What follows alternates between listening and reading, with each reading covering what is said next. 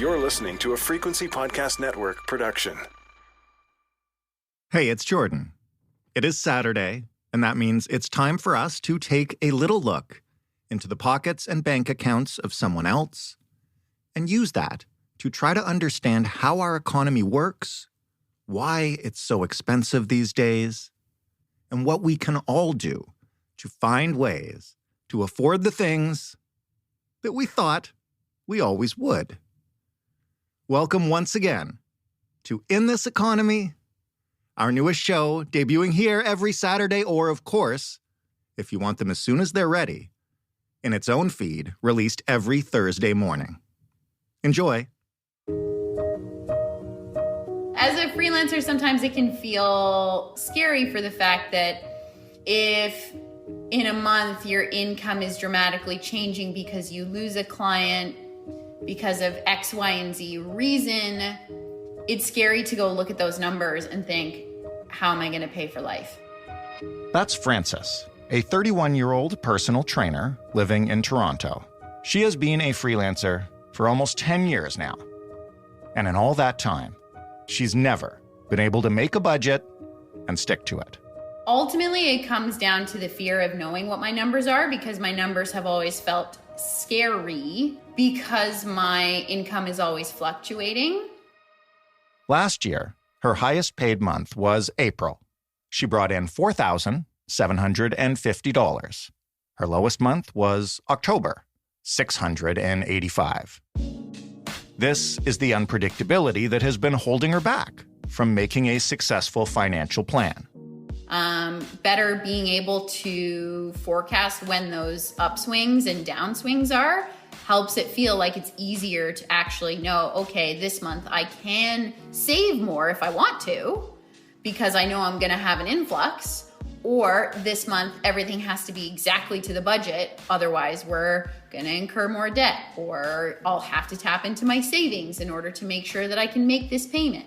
This year, she's aiming to overcome those financial fears and tackle budgeting head on. I had a friend say very plainly, if you don't look at your finances, they'll have control over you instead of the opposite. It's like when you don't look at your health, that will run out of control until you actually look at it. And there's a lot of fear around that. There's a lot of discomfort around that. For me, this is like my fitness. I have to keep going back to it and flex it and look at those spreadsheets. Otherwise, I'm just never going to be able to lift that certain amount of weight, or I'm never going to be able to actually make that certain amount of money. It doesn't just come out of thin air. But this year, it's a little tricky because inflation means that the cost of goods and services, which you budget for, are totally unpredictable. So how do you build a budget when nothing in your financial world is predictable?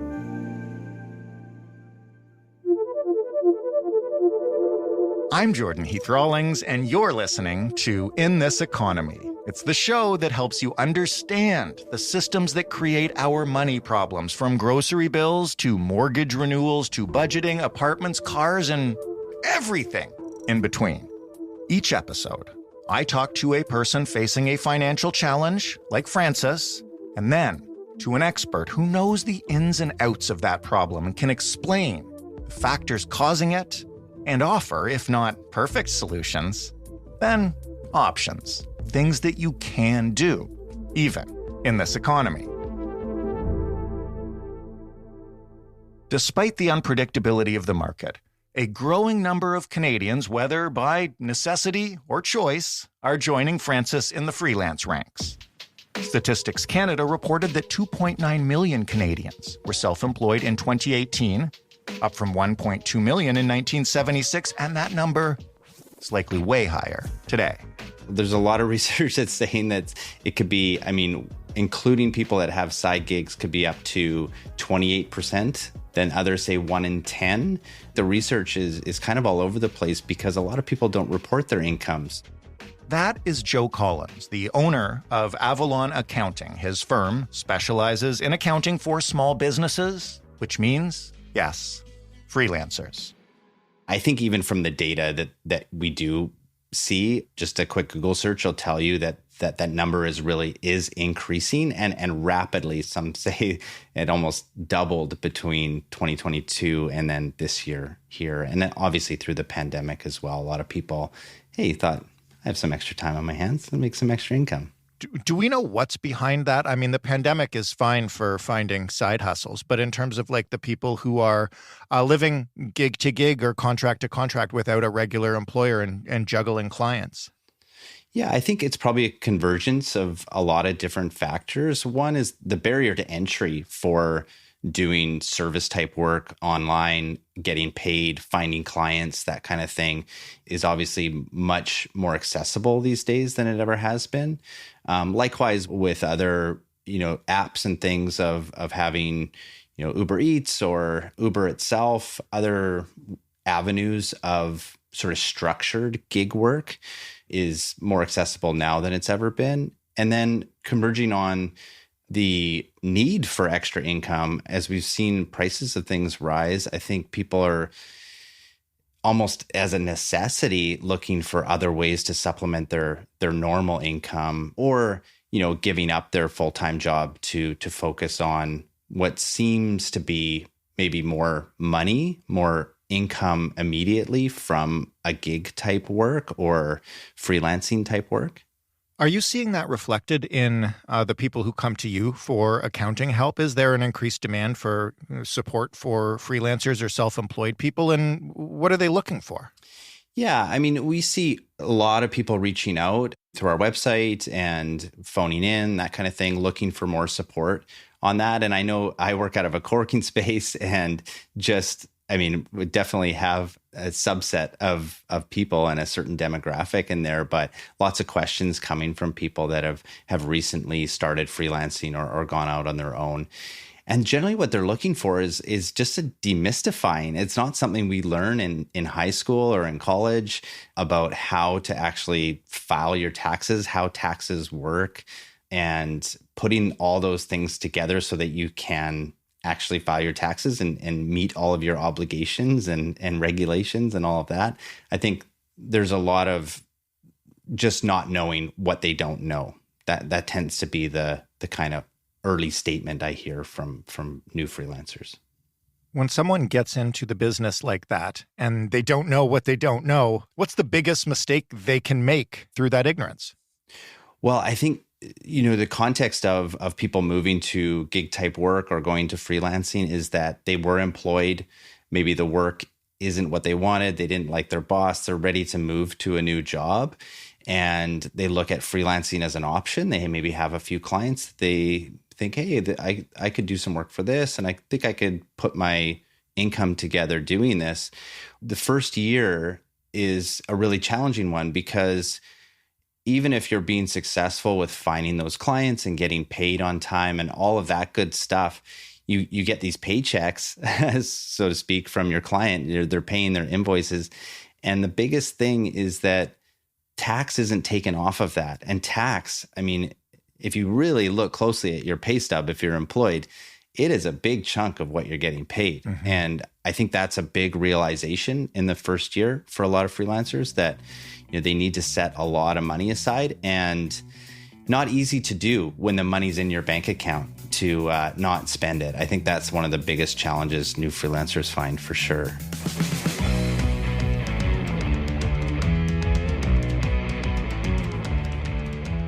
This is the biggest question our listener has. And I mean, I think as somebody who knows he couldn't deal with the hustle and the planning required to be self-employed, how the heck do you build a budget and track your finances when your income is not predictable paycheck to paycheck and month to month? How do you structure something like that? Yeah. And that is, I mean, it's a super challenging thing. Freelancing work can be up and down on the income side, and not only income, because you can send out the invoices every month, but if your clients aren't paying you, then that cash isn't hitting your bank account, but your credit card payments and things still come out, and rent and all of that. So you can't really match those cash flows. I think that's one of the most challenging things. And then on the expense side, there's unexpected things that come up. You can budget till the cows come home, but then, I think we're over $6 for a loaf of bread here in Victoria. And how do you plan for 20, 30% extra on your groceries in a given year? And budgeting itself, and we do this for businesses as well, is that budgeting is one aspect of it. You can look at your year and hopefully get a snapshot of where you might be in a year. But I like to think of it more as forecasting. And I know that's probably not a term that people are used to as far as, managing your household income and expenses. But forecasting is budgeting, but it's just more adaptable. Like you update those things as you have new information. So if you know that next month you're going to have unexpected car repair or something like that, you can add that to your forecast. And the idea is that, you don't have this set in stone budget that you're like, well, I got to throw that out because, 3 months into it, it's completely irrelevant. You have something that's a living and breathing document that changes as your circumstances change. And then the idea there is really, as you know those changes are coming, you start to adapt. Hey, do I need to raise my hourly rate? If you're a freelancer, do I need to find some extra work, do a few more hours for a client, find other projects? Yeah, or change your pricing. I think, you can adapt to those changes with a forecast, whereas a budget, you kind of feel locked in and trapped. How do you go about, and maybe just be practical here, like creating a forecast? I know how to do a budget because I write down various numbers and stick to it. How do you do a forecast? Yeah, so I think it's very similar to budgeting in that, you have 12 months generally that you're looking forward for, but you're just rolling that 12th month forward all the time. And next month is going to be much more clear to you than 2 months from now, than 3 months from now. And as you get to 12 months, you're making a big guess at what that's going to look like. But as you continue to roll that forward and look at it each month, you build in the new realities of what the next month is going to look like, and then add another month at the end to see where you're going to be in 12 months. I think really using a spreadsheet or something is key to this. I think you want to make it as simple as you possibly can at the beginning. People tend to get caught in a lot of detail of like, well, what are my pens going to cost next month? Or, Right. Really the minutia of it. And really you were looking at broad strokes. So you're not going to be caught out with cash flow issues or something. You might have a miscellaneous expense in there to capture all those little things, but trying to keep it as few lines as you possibly can is key, so that you're not just, oh gosh, I'm looking at this spreadsheet and did I put that in groceries last month? I mean, we have London Drugs here in Western Canada, and I always think of it as the bric-a-brac store. You could buy groceries there. You can buy automotive goods. It should have maybe Scented its own candles, expense category. whatever else they got. Yeah, exactly. Yeah.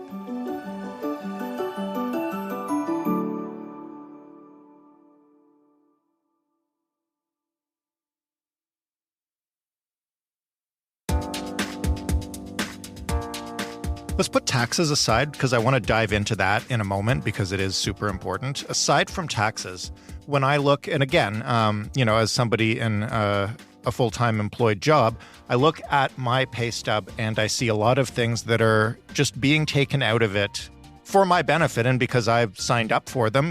There are benefits, there's unemployment, there's an RRSP and that kind of stuff. How can a freelancer or somebody who's starting out self-employed build that into their budget to account for it? And again, I know I'm not trying to be depressing, and neither are you, but taking into account what we've just discussed. Yeah, and that's one of the big things I think, going into freelancing work and that with your eyes wide open, if it's a choice. I mean, I know a lot of people don't have a choice. Yeah. But understanding as well what employment means, what the employer side takes on to take care of their employees. And that is the CPP piece. So a Canada pension plan, there's two sides of that. I think people don't understand is that, you see that come off your paycheck, but your employer is actually matching that amount on their side as well and putting that money in. And when you're a freelancer, you got to pay both sides of that, which is, 10+% of your income. And then things like EI, which aren't mandatory for freelancers. You can opt into it if you like, but most people don't.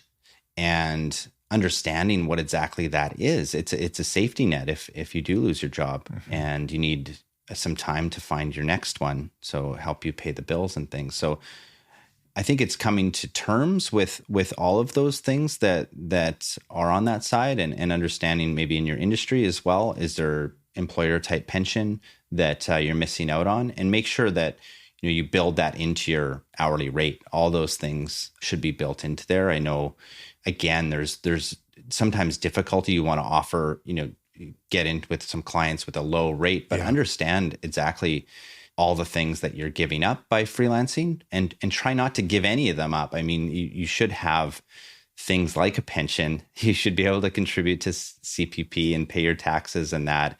And you should at least be even with how you would be as an employee of a company, if not ahead, for taking on the extra risk of being on your own.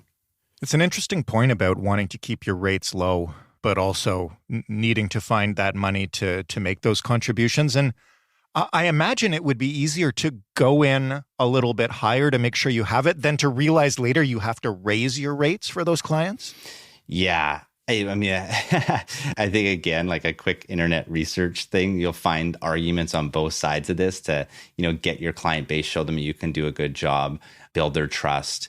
But I think, depending on the kind of clients that you have and how conducive they are to those price increases and seeing your value, or if they're actually really looking for the lowest possible rate for the work that you do, you get a sense of people, I think, pretty quickly, or clients really quickly, of whether they're on that side or the other.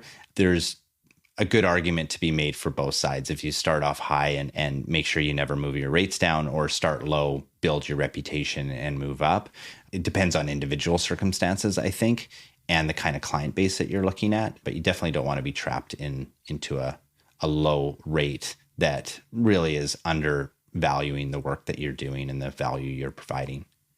As we talk here, at the start of the year, this is when a lot of self-employed people start to think about tax deadline coming in a couple of months, begin to get your documents together and try to budget for it. But let's talk about it first more generally. When you're making a budget at the beginning of a year, how much should you plan to put aside to cover taxes? Is there a reliable formula that you can apply that you can be reasonably sure will include everything you might owe? Yeah, I always kind of think of that as the thirds rule. You put a third aside to cover taxes. And that's more than enough for a lot of people. It does vary, of course. If you're in a really high income, you could be higher than that. But putting a third of your income aside into a saving account or something like that, then you should be covered for any taxes owing. And I want to be clear, I'm not talking about HST or GST here. I think that is not your money, so you shouldn't treat it as such. You're collecting that on behalf of the government. So if you can put 100% of that into a savings account, that's ideal. But for income taxes, keeping a third aside is going to be enough for most people. And I know people love to get refunds on their tax return, and it's likely going to give you a refund as long as you don't have a super high income. Talk to me about how you should pay your taxes. I know this because my wife is a freelancer. You don't have to pay them at the end of every year. You can pay them as you go. Should you do it that way? Yeah. So again, this is going to be very person specific. Some there are requirements. So if you owe more than $3,000 in a year, the government will tell you need to pay quarterly installments based on your previous year's income. And they'll give you that installment amount that you need to pay and the dates you need to pay it. But if you're not required to pay installments and it's your choice, and in the first year, it's always your choice, then there's two sort of lines of thinking that I tell some of our clients. And one is that, if you pay it, you can pay it monthly, you could pay it quarterly, and the money's out of your account and you don't have to worry about it. That can be good for a lot of people because the money's not just sitting there and begging to be spent. And I know, that takes a lot of self-control to put that savings amount into a savings account and not touch it because it's set aside for taxes.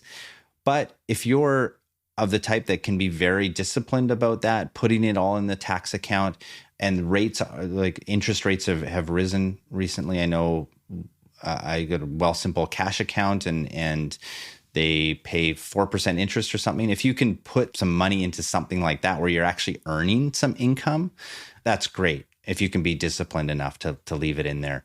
You kind of have to know thyself of whether you can have that discipline.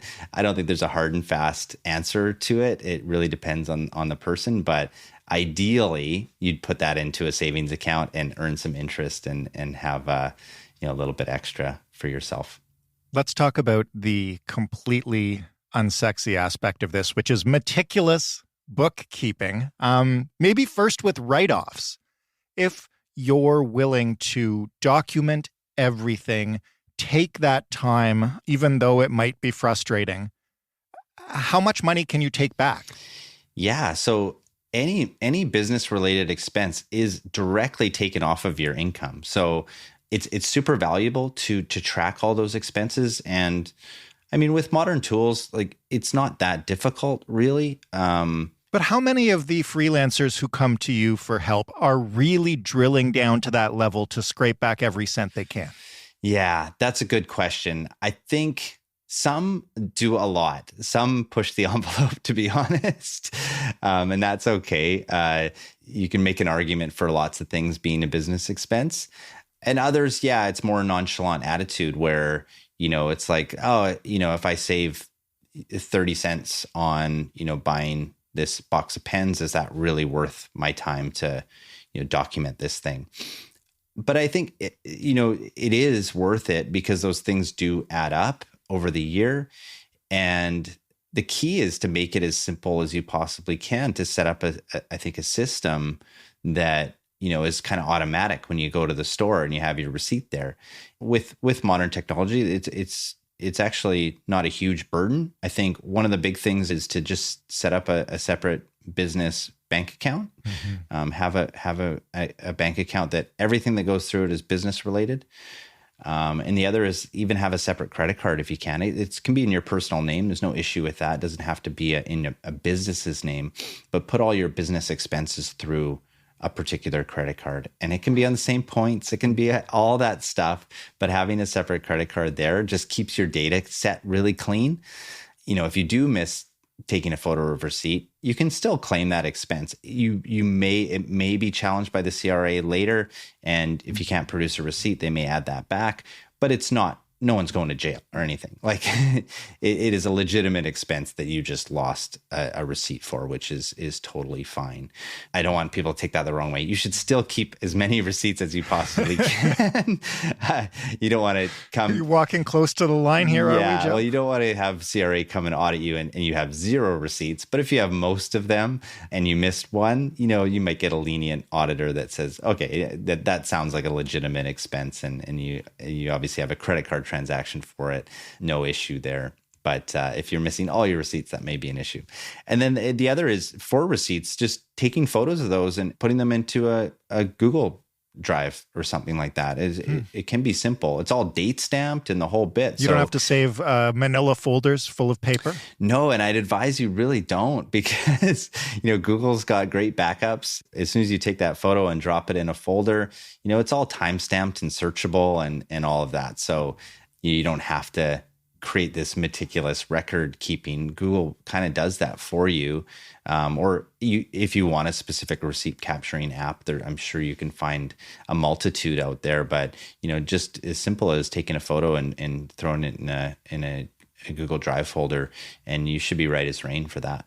Before we say goodbye, I want to ask you about the big picture of pushing yourself to do this work because you know how important it is. And, when we spoke to Frances, she told us that, she waited as long as she possibly could to even start budgeting and tracking just because of the kind of guilt and shame associated with not knowing where your money's going or how much is coming in. And I imagine it can seem incredibly daunting when you're doing this as a new freelancer starting from scratch.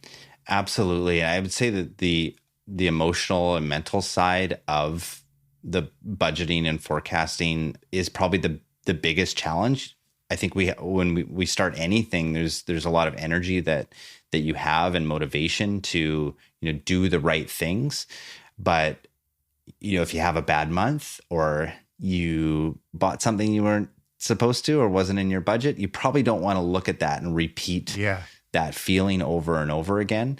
It's like any behavioral change, habit change, you kind of think of those things ahead of time and plan for them. You know, there are going to be moments where you make a mistake. There are going to be months where you didn't make the income that you were hoping to. Have a plan for that. Is there a time that you go in? What is it? Make it easy, make it obvious, and set a time for that stuff to happen, and just show up for it and build that habit. And it can take time, but we just start again. And if you've fallen off, then you start again, and slowly but surely you build that habit and know that there's things where, you know, you can see them coming, and don't deny that you're going to make some mistakes and try to be too perfect, but take that, be kind to yourself and just get back into it. I think that's the key to it. Maybe one last question, because this can seem, and I'm not in any way trying to cast aspersions on what you do, but it can seem intimidating and like drudgery to somebody who is presumably freelancing because they want to do what they love as a career. Do you have any recommendations for how to make taking control of your finances and budgeting properly a little bit more approachable, fun, accessible? I'm not sure exactly the word I'm looking for, but you know what I mean? Yeah, absolutely. Yeah, and that's the funny thing about the whole, you know, budgeting, forecasting, tracking your income and expenses and bookkeeping and the whole bit, is that whether you just have a side gig or this is your full-time freelancing job, it's the same amount of work almost, because you have to, you know, do the same forms and GST and all that stuff. So number one is, I think, just coming to terms with that this is, you know, it's not always easy. It is something new, and acknowledging that's a part of it. It's something new and different. And it's like learning any new skill. I think that the more you do it, the better you'll get at it. But as far as making it fun, I think setting some time aside is one, so that you don't have other distractions going on. But, you know, whether it's a reward at the end of doing that thing, and that could be, you know, food related or experience related or show related kind of thing. Maybe that's the time you listen to a particular podcast or something, because it's not heavy lifting mentally always. Right. You know, a lot of it can be data entry, but sinking into that, get some groove music going and just enter those into your spreadsheet and know that you're doing the right things. And that should help you feel better about adulting hard. Adulting hard, or whatever you want to call it. It does suck. It's not easy. I'm not going to lie to you, but if you are a freelancer and you want to try budgeting or forecasting this year, here's what you need to do. First, and probably most obviously, you need to make a list of all your expenses, all of them. This includes day-to-day stuff, like rent and groceries, and the business stuff, like the tools or the taxes. But it should also include things like health and retirement contributions. Once you have that total, you can work backwards from it to determine what you need to charge your clients to afford the things you deserve. You shouldn't have to deprive yourself just because you're your own boss. Second, taxes. Lots of fun. When it comes to income taxes, start by setting aside a full third of your pay for collection. Then you can think, do I trust myself to leave that money alone for an entire year? If the answer's no, quarterly payments are probably your friend. If the answer is yes, though, you can try putting your tax money in a high-interest savings account so it can earn you a little cash before you have to hand it over. Last, I know I joked about taxes being fun, but not all of this has to be miserable. You can make your admin work fun. Set aside a specific time every week for doing it, for organizing those receipts and entering that data in the spreadsheet. And when that time comes, you can reward yourself by putting on some music or maybe your favorite podcast while you work. and treating yourself to takeout or something else you love when you're done. Doing this will, hopefully, motivate you to stop procrastinating and actually get into the numbers. Plus, it doesn't have to be manila folders and paper receipts stuffed into a drawer somewhere. You can utilize the power of searchable folders and make tracking easier by getting a separate account and credit card for your business. Doing those small things now will save you time and stress later. All right, thank you so much to Joe Collins for sharing his expert knowledge with us. You can find more information about Avalon Accounting by visiting their website, avalonaccounting.ca. And of course, as always, thank you, Francis, for writing into the show with your money problem and opening up and talking about it, even though it's not easy. If you can be brave like Francis, we want to hear from you. You can email us at hello@itepod.ca. You can call us. Get on the phone, leave a voicemail, just talk it out. You can ramble as long as you want. We don't care. We listen to everyone. The phone number is 416-935-5935. And remember, we don't need your real name. We do need your real numbers. And you have to give us away if you're talking on a voicemail to get back in touch with you, or else you're just screaming into the darkness. You can also find us on social media. We're on Instagram and TikTok. I'm something of a TikTok star at In This Economy Pod. Thank you so much for listening to this show. And if you liked it and if you want more of it, you got to share, you got to tell your friends, you got to rate and review. You got to show us some love or whatever your favorite podcast app lets you show us. I'm your host and executive producer, Jordan Heath Rawlings. This episode was written and produced by our showrunner, Stephanie Phillips. The sound design was done by Robin Edgar. Mary Jubrin is our digital editor. Diana Kay is our manager of business development. And together, we make up the Frequency Podcast Network. We are delighted that you listened. Thanks for doing that. We'll talk next week on In This Economy.